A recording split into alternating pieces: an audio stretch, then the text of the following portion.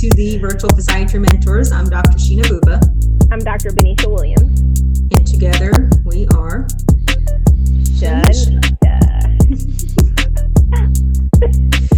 All right, so today we have our very first return guest, Dr. Nicolet Finger and Dr. Charles Kenyon. Dr. Finger, I think, was our third episode talking about matching into PM&R, gave some great advice in that show. And then Dr. Kenyon was in our 12th episode talking about getting involved in PM&R, kind of what it's like being a chief resident. So it'll be nice to kind of catch up and see how their years have been going. So welcome back, guys. Thanks for joining us. Thanks for having us. Yeah, thanks for having us. We're so excited to catch up with you guys. So I'll let you guys both kind of introduce yourselves, tell us where you're from, where you're at for residency, and then we'll go from there. So Nicolet, if you want to start. Yeah, so my name is Dr. Nicolet Finger. It's still weird putting the doctor in front of my name. So I consider myself a Texan, though I moved around growing up, but went to undergrad at UT Austin, went to TCOM at University of North Texas Health Science Center for medical school. And then now I'm in a categorical PM&R program at UT San Antonio. So that's why I consider myself a Texan. I think I've been here long enough. I can say that I am one, but yeah. But yeah, I'm really excited, and I love being in the categorical program. So awesome. Yeah, Nicolet, I definitely empathize. I mean, Benecia and Sheena kind of know me as Charlie, but I similarly had trouble with the doctor thing, so I started introducing myself as Charles as a kind of intermediate. But as you go along, you used to kind of settle into the doctor role a little bit. I'm Charles Kenyon. I'm originally from the Seattle area, and then did my undergrad at Colorado College, where I played lacrosse out there, and did a series of internships in sports performance, and then ended up lucky enough to work for the Seattle Mariners for a few years. And while I was doing that, did a master's degree in kinesiology through UT Still University before finding my way down to Fort Worth, Texas, and did medical school out there, and consider myself a Texan long enough that it's okay to say y'all, since I was down there for 5 years. So I brought that back to the Northwest when I came back to the University of Washington for residency after doing my internship at Baylor Scott & White in Temple, Texas.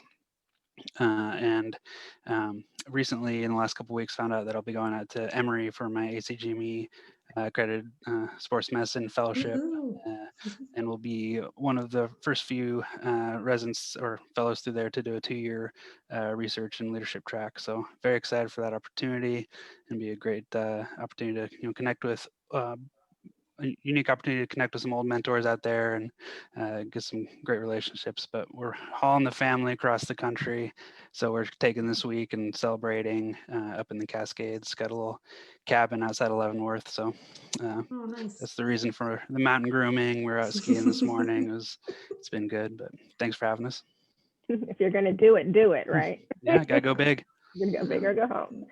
As you had mentioned, we have known Dr. Kenyon, Charlie, since a medical student, and we're super excited to kind of see where this is gonna take you. And congrats again on matching to sports medicine fellowship over at Emory. So our main talk today is going to be on how to finalize your rank list. We know that rank list is due in March, but Charlie, since you're here, we can kind of just briefly talk about just kind of sports medicine matching in the ACGME fellowship. I know we've had a few people already kind of go into more detail about it, but kind of just briefly talk about your experience. And I actually didn't know about this 2-year fellowship at Emory. So if you can kind of go into a little bit of detail about kind of what that is.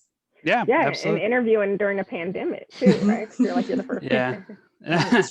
Yeah, I mean, most of the audience, I'm assuming, has just gone through the same experience of doing the virtual interviews and everything. And then just a few more like disclaimers about my background and I guess bias, that I am one of the chief residents out at University of Washington. So we're a big academic medical center, regional medical center, and take care of a lot of both medically and socially complex patients out there.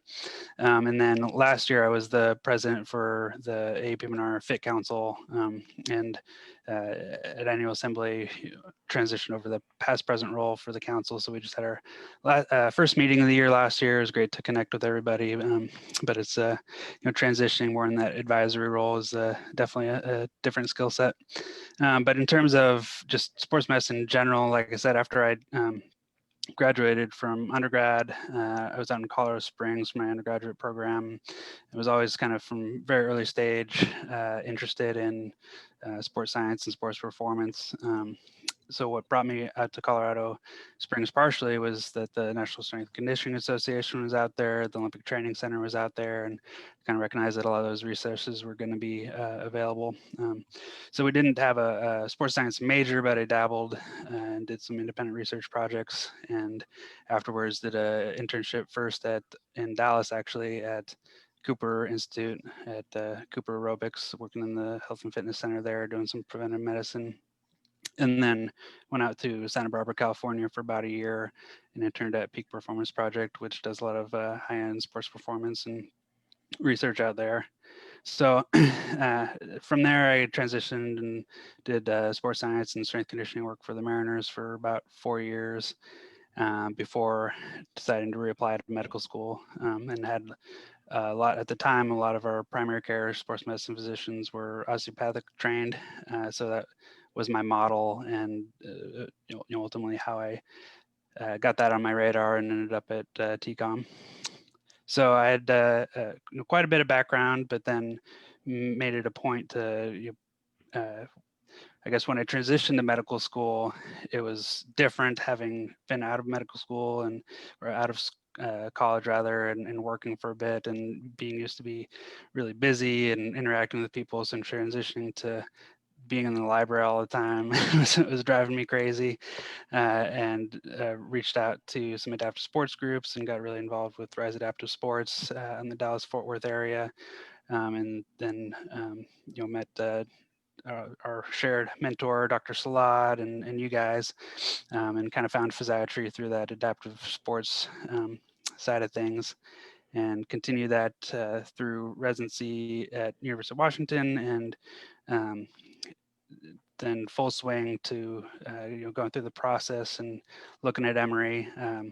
It was just a good fit, good mentors, like connected with all the faculty out there. It was different in that virtual world, but really had a sense that we had a shared interest in injury prevention, sports performance, and the interesting piece for me was the opportunity to go out there and many interesting pieces, but one of the unique opportunities was to reconnect with the Peak Performance Project and kind of get back into that side of sports medicine that I had honestly assumed it was kind of a thing in the past, but just kind of this got involved, got a lot of relationships going, and had the good opportunity to find a unique and really interesting opportunity. And it actually at interview day was when they told us that they were offering the 2-year track, and combination of things between it was a tough, wild year for everybody, I think, right? So it was an opportunity to get out there. It was a big move for the family, so it just seemed like a good opportunity to go and really settle in and get the most I could from that experience before coming back. No, that is awesome. And I'm so happy for you. I know you're going to do great things there, as in just the world of PM&R. So, Dr. Salad has joined us. Oh, goodness. And he said safe to do it today, as there's no Seahawks game to watch. Little dig. Yeah. As we knew there wasn't going to. I don't think there's a Cowboys game either, right? No, last time I checked. Yeah. I don't know. Last time they made the playoffs, but sorry, I digress. Okay, Nicolet, tell us, you are more than halfway through your intern year, which is such a big relief. You're halfway there. Did you feel like it was a steep learning curve coming out of medical school into becoming a doctor, now being called doctor? And what advice would you give to him as far as getting ready to prepare for the intern year over this next 6 months? Yeah, so I do think it was a huge learning curve. I think especially in PM&R, because our first year, whether you go to an internship or a categorical program, your first year is going to be a lot of foundation, work to prepare you for to learn PM&R and to build your PM&R knowledge on top of that foundation. So you're going to be doing internal medicine. Sometimes, as in my program, we do ICU, things like neurology, rheumatology, all of those things to set a good foundation, which is awesome. But when you've been doing a fourth year full of PM&R, at least, this year is slightly different because people did a lot of online rotations, rotations that, because of COVID, they were kind of, getting rotations that they could have. So maybe this year you all have more experience in the basics, but I know personally, I did so much PM&R my fourth year. And so starting like kind of rewinding and going into internal medicine and things like that, I had to remind myself of a lot of things. I would say my number one advice is you're going to feel like you've forgot everything.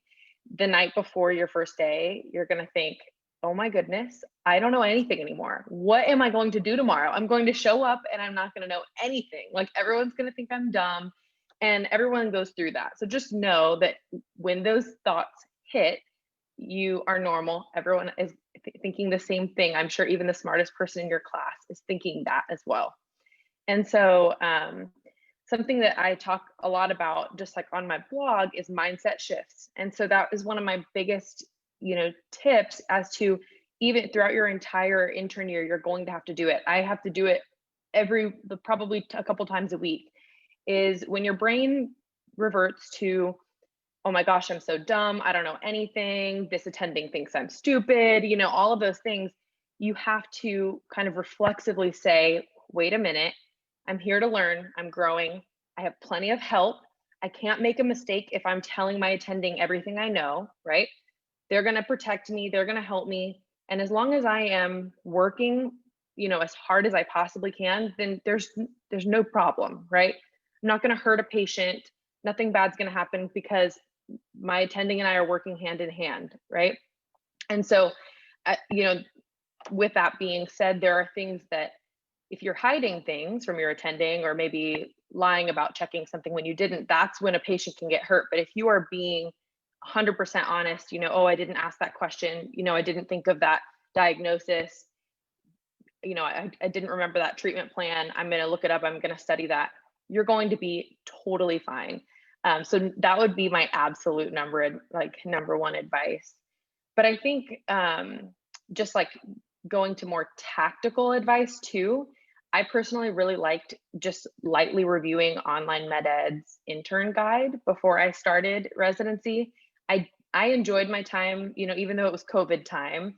I spent a lot of time with my now fiance during that time, and I enjoyed that. I didn't try to study too much. There's not that time. You're not going to get that time back, and you're not going to have that time to relax ever again, really. But it's okay to, say, oh, every day maybe I'll go through a module and then I'll go on with my day. So you can have a good balance of maybe reviewing some things before you start, but also really enjoying that time and doing something that you love. Hopefully you guys this year's class can do something more enjoyable than like quarantine lockdown. But yeah, you guys are going to be great, and it's very nerve-wracking, but you'll get through it. Yeah, Nicolet, I think that's a great point and something that we emphasize to our incoming residents at the start of the year. Like when you transition to your RT year and rehab, you kind of go through that process again, right? Like, yeah, you know some stuff. Like similar to you, like I felt super confident in my fourth year in terms of my rehab knowledge, and then it's just different when you get back into it. And even though it's the team structure at most programs is going to change, right? You're going to be you're the intern, you're the senior, sometimes you're the social worker, you're like, you're the point person for everything. But you're also never alone, right? So there's people you can get to, your attendings. And, I think this is a good group to bring that up too, because, Sheena and Benecia, you guys both in private practices, but you've, and correct me if I'm wrong, but you have unbelievably supportive environments from what I can tell. And, I imagine that, one of the biggest things I hear from early career physicians is that's when, first couple of years, you learn way more than you ever did in internship or residency. So, I'd be interested to hear what your guys' perspective on that idea of like always having some support and being honest with yourself about what you know and what you don't know. Absolutely. Exactly. I at least weekly, I'm like, Omar, come look at this MRI with me. This is what I'm thinking. Are you thinking the same? He's like, no, that's great. I'm like, okay, I'm just checking to make sure I'm on the same path. And then I have a patient that has a backless implant. I know you guys' minds are blown. Yes, I do. But I'm like, Lan will come in with me every single time. She's so sweet. She's like, press this. I'm like, Lan's fellow right now. I'm like, Lan, honestly, you need a bill for this visit. I'm just doing what you tell me to do, which is amazing. But no, it's very important to have all the way from intern to private practice, to have those people you can bounce off. Even we have our Baylor residents, all 9 of us when we were seniors. Go ahead. I put out a question the other day and I was like, hey, has anyone seen this? And got some responses. And even Facebook, there's some great PM&R Facebook groups that people post. So there's always resources, and our field is so small, and just the personality of most of the PM&R doctors is we want to help each other out. So there will be always someone there, even if you want to a small residency program where there's only one other person, there's still other people out there that will help out. So absolutely. Yeah. And I think go ahead. Sorry. I think another important point is like people who get into prelims that maybe, they feel out of place because they're only going to be there for a year and all the staff is internal medicine or, even surgery if you get into surgery prelim. And I'm at a categorical, but I have friends in prelim programs who say they feel really out of place, right? And I think like going back to those mindset shifts is just really important. Like get comfortable with being uncomfortable and know that even if those people, you're only going to know them for a year, or, every single person, the medical field is actually really small. Like people know each other. You just have to find somebody who you can trust there to ask questions to vent to run ideas by, or, just to say, I feel lost. I don't know what I'm doing. And so even though you feel like you're going to be there for a short period of time, it's not a waste to make those connections and to rely on those people. Because I've been hearing that a lot from other interns. They're like, well, I don't know, like, is it even worth it to have this person as my mentor, or to vent to this person, because I'm not going to be here that long. But it's totally, worth it to have that support. Absolutely. I think there's no greater bond than like that intern year right, bond. that's what I was going to say. Yeah. I did a prelim year all the way in Brooklyn, and I still reach out to some of those people because, like Benecia said, like your intern year, even though you're a prelim, at least where I was, they still, thought of me as part of the team, and kind of those connections I'll never lose that. And so you can always reach out to them as well. So. Yeah, absolutely. And I can't stress the importance of really learning and having a good internal medicine foundation. People will probably have their mind blown at how much internal medicine you will do as a PM&R physician, especially on inpatient. I don't know about you guys. I know like at Baylor, we rarely consulted internal medicine. It's hard to get them to come over to the hospital if it's not in the same hospital, right? So it's very important to have that basic understanding of internal medicine. All right, should we switch gears and our transition? So both of you guys have had to go through some sort of rank list process in the past years. Nicolet with matching into residency, and Charles matching into fellowship. So what are some important things that our viewers should know about when making their rank lists? Yeah, thanks for, when I reached out a couple weeks ago, I was like, I just went through all this stress myself, and I, ultimately used the same strategy a couple of times. Like I should reach out to them, and, hopefully share this and save some people some Yep. sleepless nights. But for me, both times, and the first time, I don't know, one of you guys probably told me to do this, to be honest, but when I started looking at programs, before anything, I wrote down like my top 3 things, just really simplify it, right? So top 3 things, really tried to reflect that in my personal statement. And then you start doing the interviews, especially this year with the virtual interviews. It's you're operating in like 2 or 3 time zones in a single day, and it's disorienting and more exhausting. I think you're looking at yourself on camera, right? So you're smiling and trying to stay fresh and professional, and dogs are barking and kids are screaming, and it's just a different year.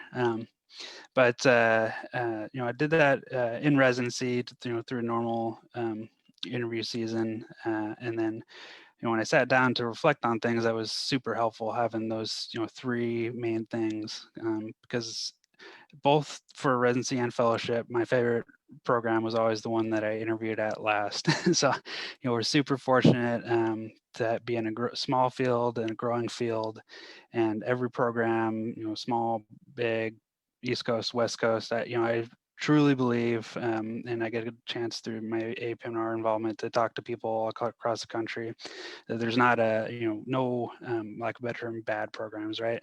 So every program just has its strengths and different resources available. So having, like, before going through the stresses of the interview season, having had written those 3 things down, or if you haven't done that, to write those 3 things down, now, and then let that marinate for a week or so. And then when you sit down to really focus on those aspects, whatever they might be, and go back, reread your personal statement, and remind yourself. We get swept up, we forget why we went to medical school in the first place, or why we got into physiatry, and just remind yourself what those core values were. And for me, both times I did that, created a lot more clarity than when I tried to just look at all the programs or use these different tools that are out there, or rank like 30 different variables, just to keep it simple and try and remember what was really important to you when you started the process. So that's my soapbox. Thanks for listening. I would agree with all of that. I think, everyone has different priorities. And so it's hard for one person, say my priorities would be different than Charlie's priorities. And so you have to kind of start off naming those things, whether they be 2, 3 things, like Charlie said, and say, these are my number 1 importance. Maybe you have one thing that you're like, absolutely, this is a non-negotiable. And then you can look at programs based off of that. Personally, I thought, like, what I thought more important, number 1 was the culture at the program. I think this is going to be harder this year for people to assess because everything was done virtually. But I still think that through questions, through the residents, which, by the way, y'all are still able to ask. If you didn't get to ask certain questions that you wanted to during interviews, most residents are more than happy to get emails from you and answer questions. And one thing that I found extremely important was to ask, how easy is it for you to talk to your program director? Or how easy is it for you to talk to your assistant program director, right? If you have a concern, can you text them? Like, do they text their program director? Or is it that they have to set up a meeting, wait a week, right? I mean, you should ask those questions, because personally, that was a very big reason for me picking San Antonio, was that all the residents are like, you just text our program director. If you have a problem, like, in that second, right, you just send him a text. And I know other program directors that do that as well. So that's important, right? Whereas others may not be easy to contact. And then thinking about, do you know what you want to do in the future, or do you not know? So personally, I didn't know exactly. I still don't know exactly what in PM&R I want to do. I don't really see myself doing a fellowship. So for me, having all of my options still available by the time I have to make that decision was important to me. So if you're, like me, then you would want a really well-rounded training that would prepare you to both go into a private practice if you wanted, go into a fellowship, go into an academic program, right? You would want something that prepared you for all three of those. If you know, like, oh, I want to do pain medicine, I want to do like spinal cord injury, then that's okay. You can pick a place that's heavy in one of those things, but kind of keeping those up in mind and at the forefront is important. And then lastly, I think when picking those things that are important to you, remember the things that are going to make your day-to-day life better, not the things like getting free food versus like someone else just giving you $5 a week, right? To be honest, that's not going to make a difference. It may be a nice perk at a program, but that's not going to significantly improve your quality of life while you're in residency. And so I think a lot of those things too end up being very similar. Like if you say, oh, we have unlimited food and this other program just gives you $10 a week or something, like it's really just negligible at that point. So those are easy things that you can kind of say, that doesn't matter. Let me focus on the big reasons why or what I want in my day-to-day life, what I want in a program. So yeah, I think, it just to kind of end that, the other things I looked for personally was quality of didactics. I did interview at a few programs where residents were telling me that they were kind of just left on their own for didactics. And I really liked places that had structured didactics, that invited lecturers, that had a lot of support there, had people come in, do board prep with them. So I looked for that. And then of course, location was important to me as well. And so those are kind of how I made my rank list. Yeah, I think just to echo that point about the breadth of training, that was something that was important to me, in the residency, just from, I had a strong sports background, but, found physiatry in medical school and really wanted to be able to explore the full field. And, on paper, my resume looks like a pretty linear route to this, the sports medicine fellowship, but I was, really looked into everything and was other than being from the Northwest, the huge draw to my program was having that early exposure to all different parts of the field. And then similarly, when I committed to sports medicine, I was thinking more, my vision was a little bit more narrowed. And then I think something the pandemic really highlighted for me was, again, that importance of the breadth of the experience and, having a broad skill set. And certainly there's people like Benecia who do a little everything. They'll be in the floral suite and then covering the inpatient unit and doing jack of all trades type deal. Master of none. I was going to say jack of all trades, master of none. Master of none. Someone in their spare time who goes and lectures the community and then to medical students in the afternoon. But yeah, I mean, the short story there is just, seeing when I saw things like shut down, like right as I was, writing my personal statement, doing all these things, I was like, okay, like I want to be prepared for any scenario.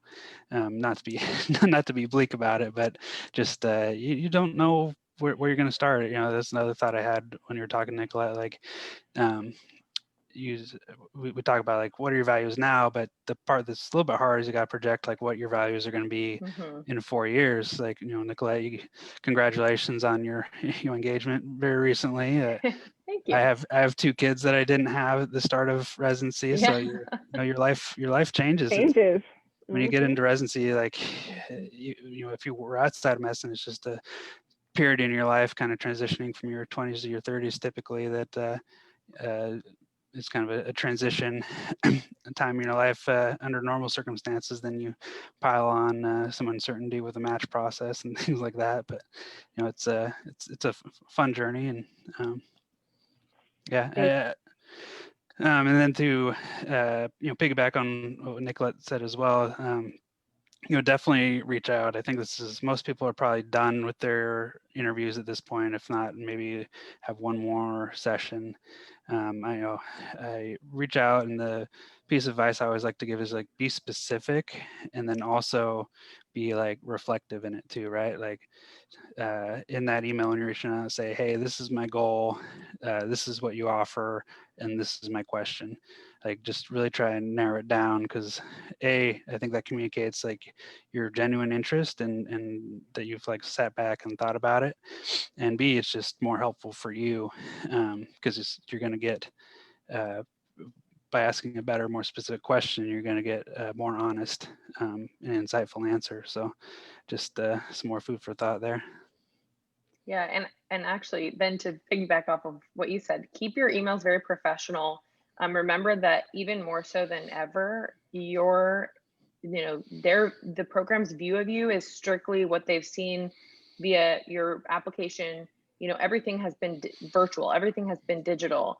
And so that's how they know you. So make sure to, address residents, everything as doctor. I would, double check for spelling errors, make sure you're being very respectful, put your AAMC ID at the bottom, like do all the things to make it look very professional, because that is important. It's not a text message. It's a very formal way of communicating with people at the program.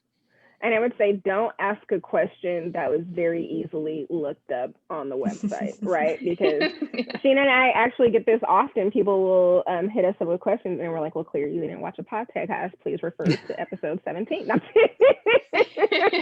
Well, there's some truth to it, like how Charles was saying that, when you are saying an email, be direct and show that you have put some thought into it. Don't be so general, like, hey, I'm interested in PM&R. What do I need to do? It's not Google. Be a little bit more specific. Show, whoever you are asking. So, hey, I looked on the website. I noticed that you guys have didactics, this, and this. I was wondering, is there room for, X, Y, and Z? And because that shows you've done your research, you've looked at it. So, and you have a very specific question you're asking. And even, when we were residents, our program coordinator actually would print out the emails that medical students sent to our program director and like put it in the file for the applicant. So everything you do is part of your your whole resume and your package. So be professional with all your interactions with everyone within the program. So. Yeah, and you'll be surprised that how, I guess people didn't get to do rotations like they wanted to, but residents, at least at our program, had a pretty big say of the rank list. And it's probably there at most programs.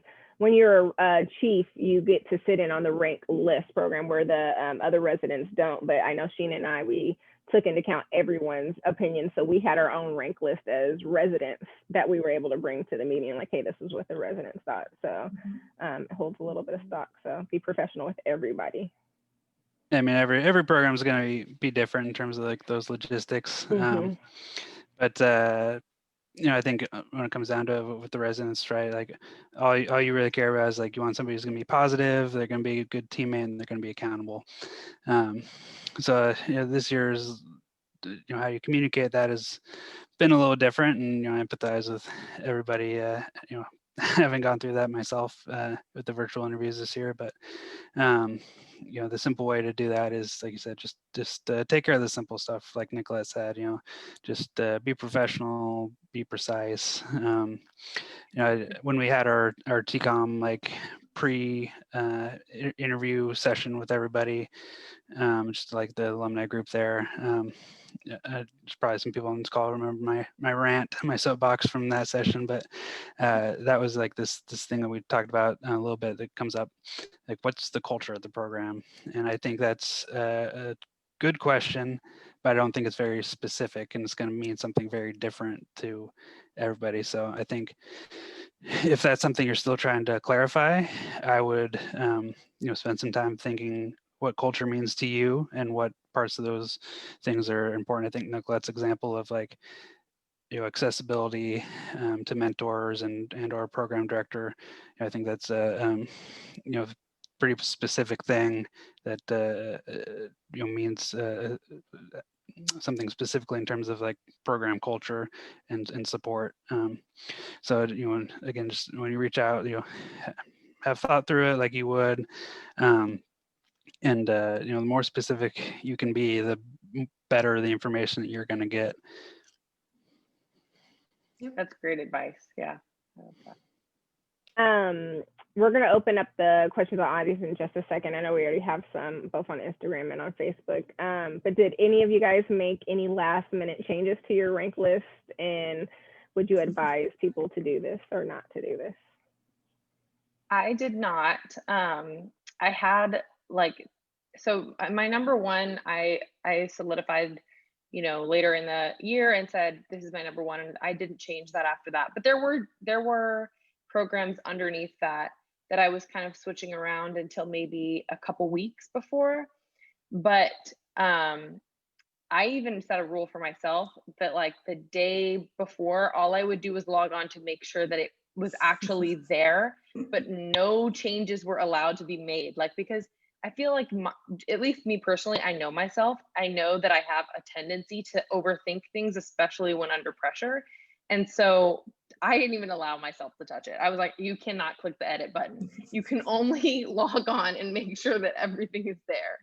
And I know other people who did, and I think it's just a preference, but you should probably plan in advance. Like, I'm not going to let myself change this.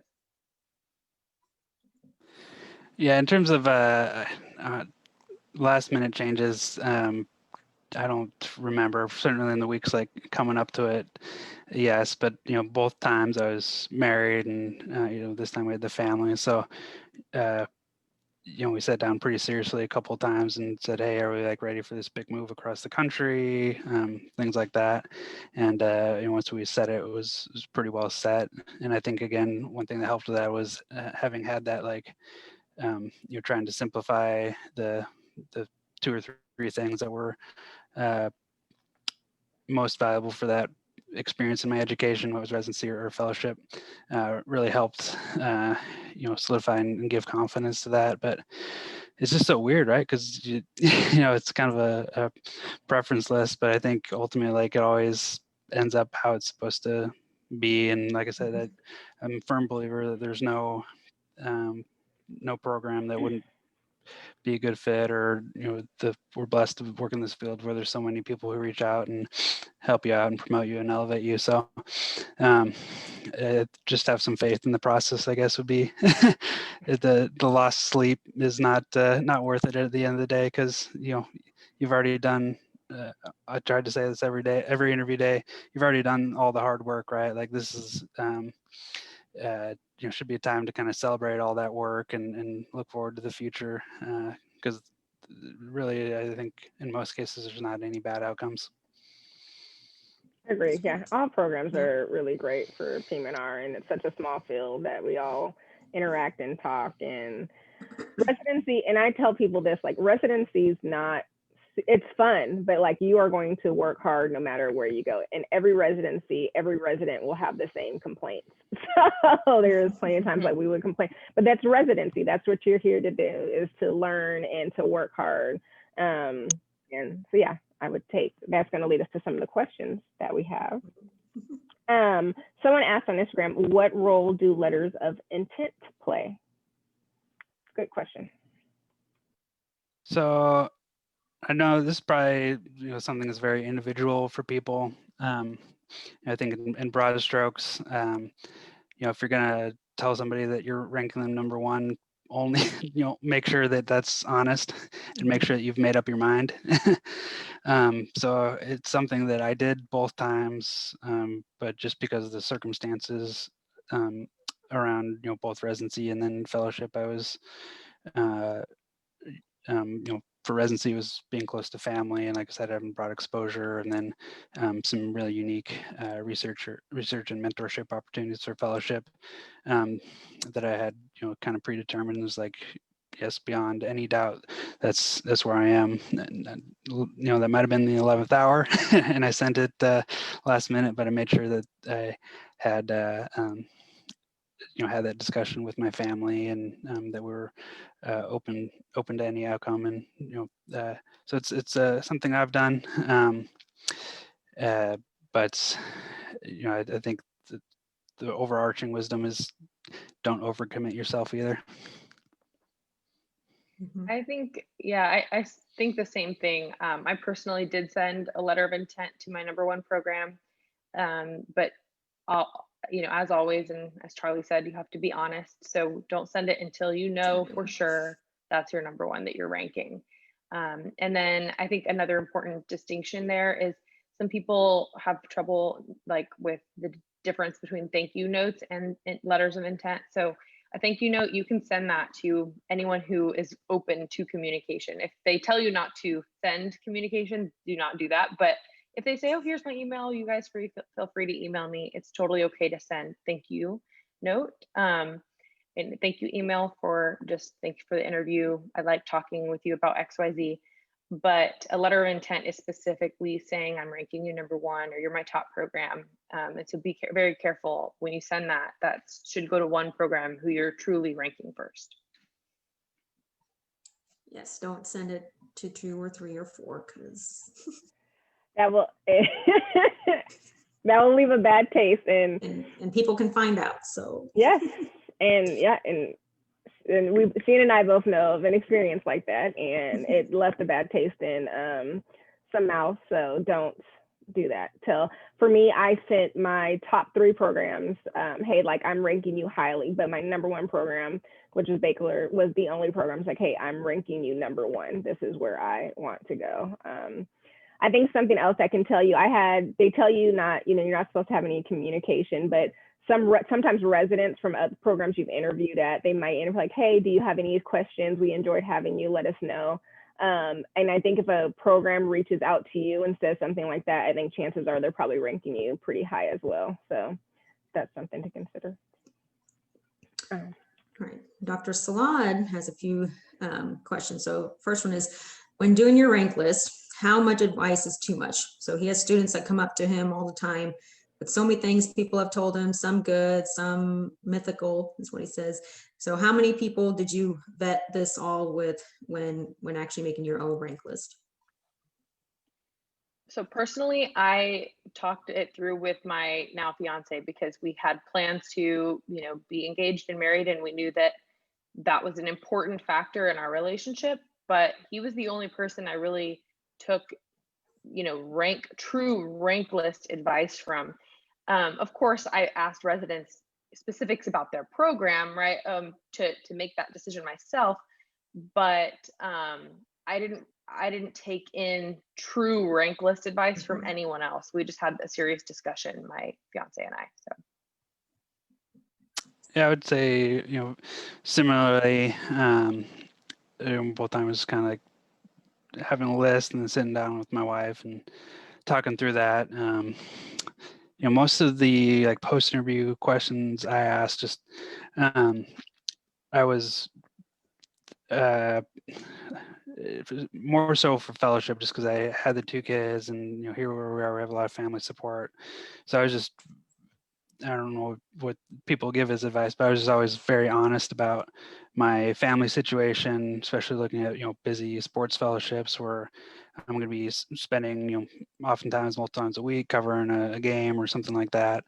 So I asked some very like specific pointed questions to the program, or about or reach out to recent fellows who had kids and could try to get a sense for that and the support. And I would say most of my post-interview questions to programs revolved around that, like what kind of neighborhoods do people live in, what are the GME resources for that.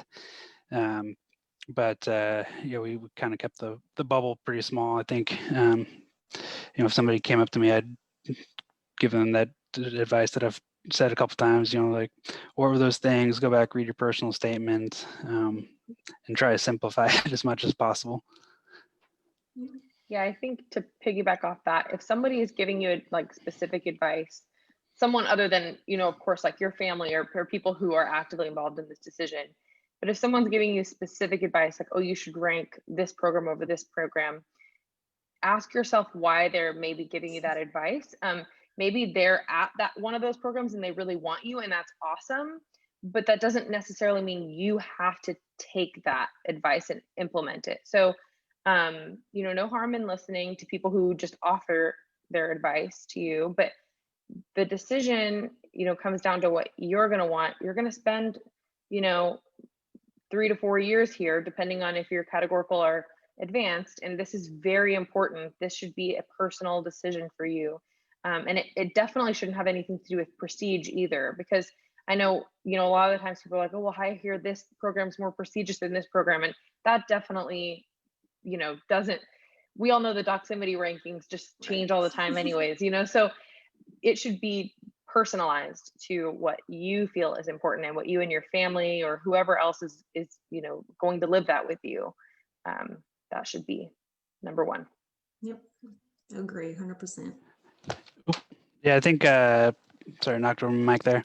Kind of the common thread there is like, there's you still do your research, right? Like we talked about before, still opportunity to ask questions. And I think, most people are going to be pretty honest with you, at least in, my experience as an applicant. And then certainly I make a point during our interviews as chief to, I don't try to sugarcoat things about some of the challenges, cost of living in a big city, the differences of, being somewhere like Sheena and Benecia, where you were, where you have 3 in your class and there's rotations where you're all in the same workroom versus, we're often spread across 4 hospitals, and just the challenges that come with some of that.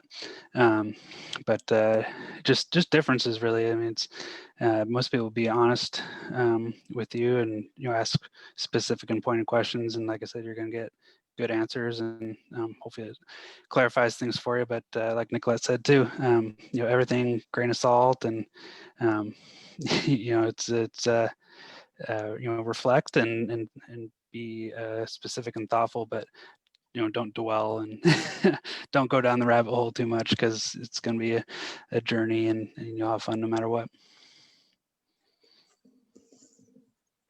Okay, one question is, how much stock should students put into what other residents tell them, like, hey, we think highly of you, hope you think highly of us too? Did I tell anybody that? Oh, one person. Maria Polifront.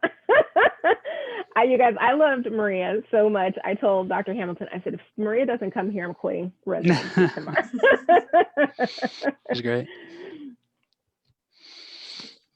I don't know, Charlie, can you, since you helped with a lot of the recruiting and stuff as a PGY4, can you speak to that a little bit?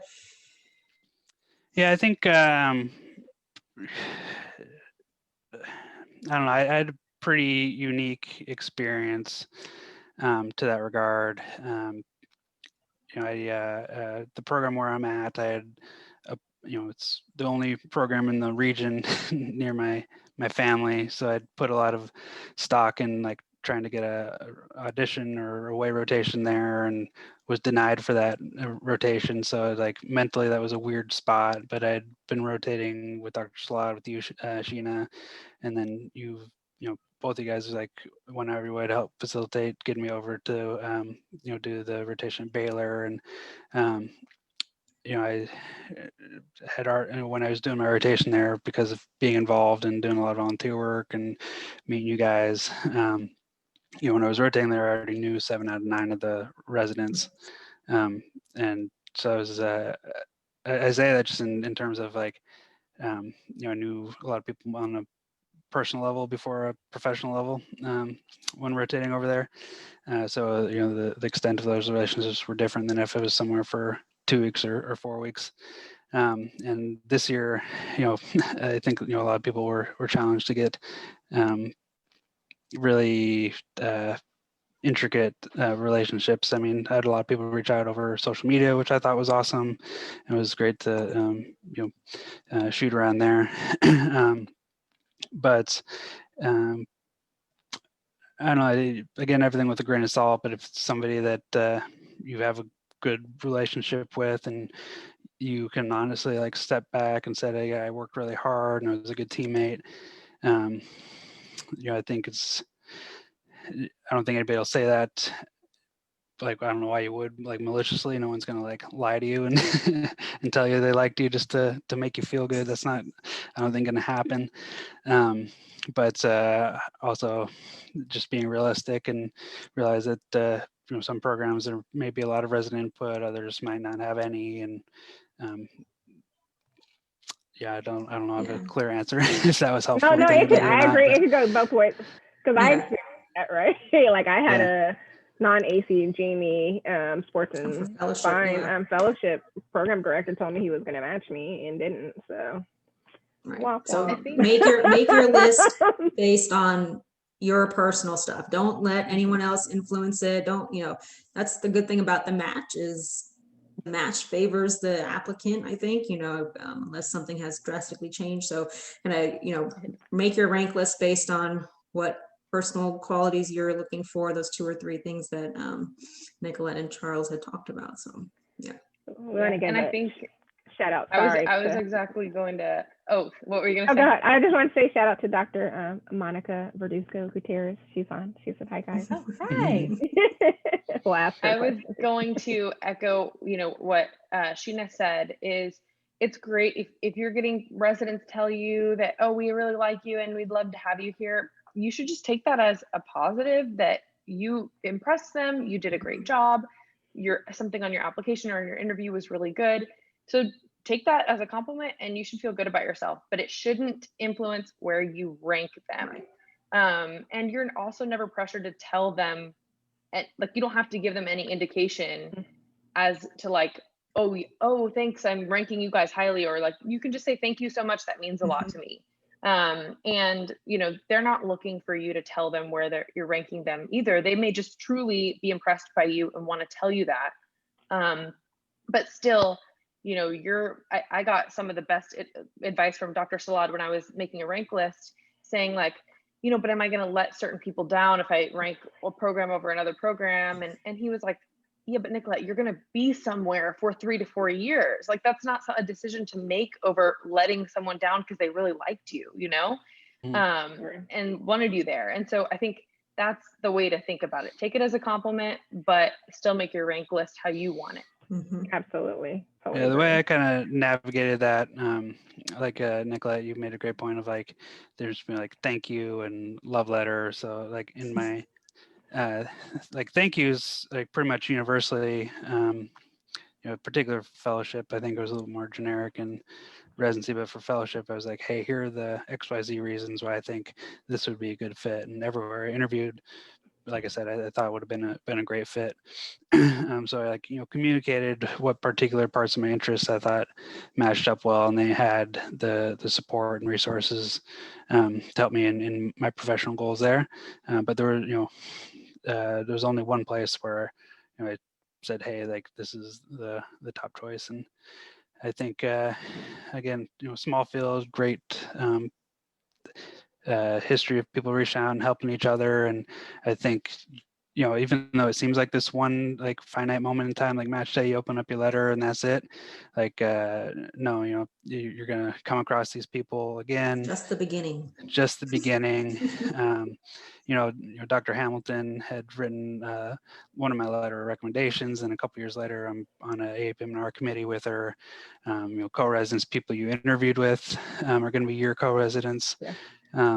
So it's a small community and a very supportive community as well. So never hesitate to reach out. And like I said, even though it seems like this snapshot, like you're going to get your email at 9 o'clock on the West Coast, and then the rest of your life is predetermined and over. No, it's you run into people like you guys that are going to be close contacts for a long time.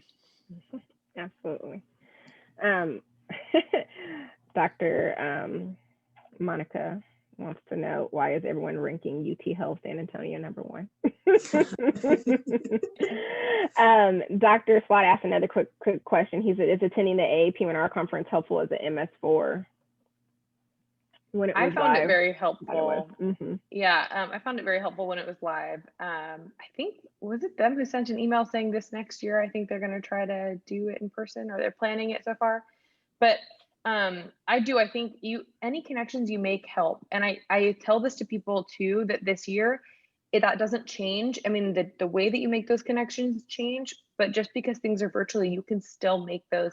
And so if you go to say if the conference ends up being virtual, or if it, I think it was virtual this past year, and you met someone virtually on there or listened to someone's talk that you like, you can always try to reach out to them. and make that connection, right?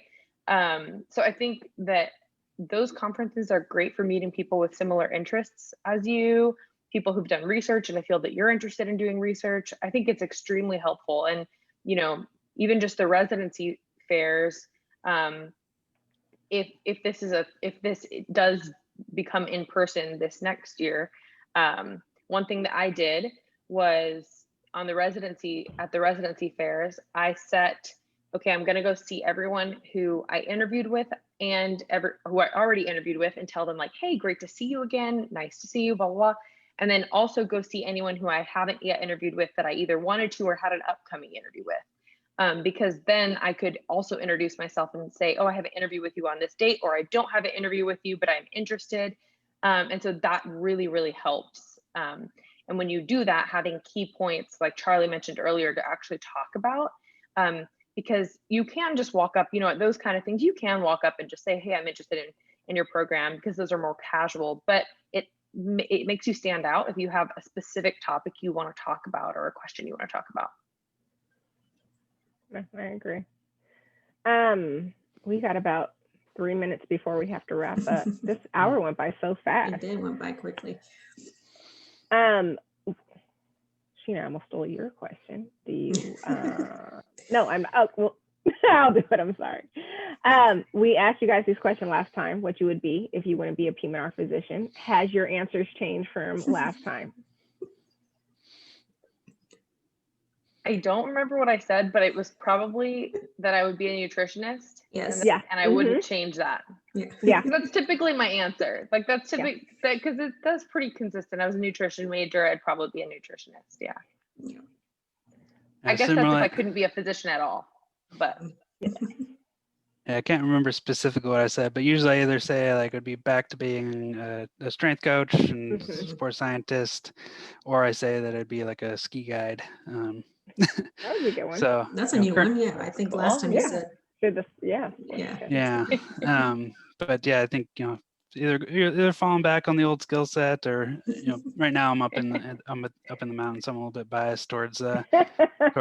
And you know, speaking of like your rankless regrets, you know, I don't think there's many mountains or snow in Atlanta, but but like I said, I went back to those three things, and you know, having the ski resorts there, you know, wasn't necessarily it's not too far from Smoky goals, Mountains, right? It's not that far of a drive. I mean, we'll probably, you know, get up there cross country ski somewhere in a few hours, but yeah, I mean, you know, it's something that at one point I thought about. I was like, you know, this is a big part of like how my family connects and bonds.